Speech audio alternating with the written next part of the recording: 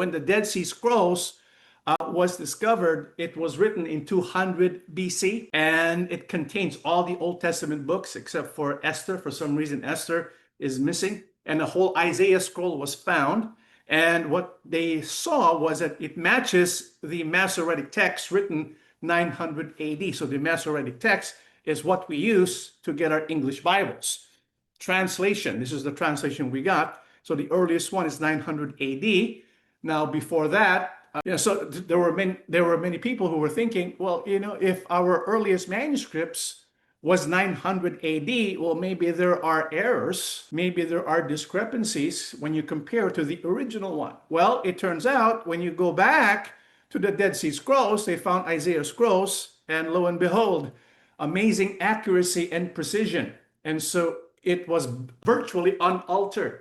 It was the same content.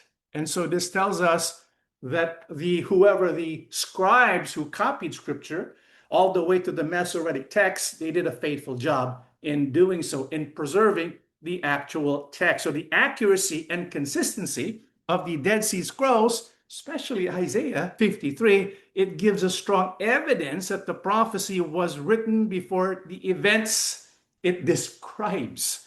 And it is as if the prophet Isaiah was a witness to the events of Yahushua's crucifixion and recorded them.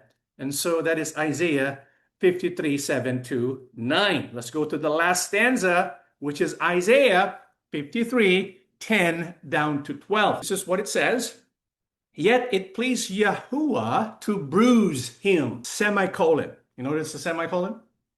And he has put him to grief. He shall see the labor of his soul and be satisfied. By his knowledge, my righteous servant shall justify many, for he shall bear their iniquities. Therefore, I will divide him a portion with the great, and he shall divide a spoil with the strong, because he poured out his soul unto death, and he was numbered with the transgressors, and he bore the sin of many and made intercession for the transgressors. And so what we have in this last section is to give a reason for why the gospel or salvation based on substitutionary atonement is according to the law of God.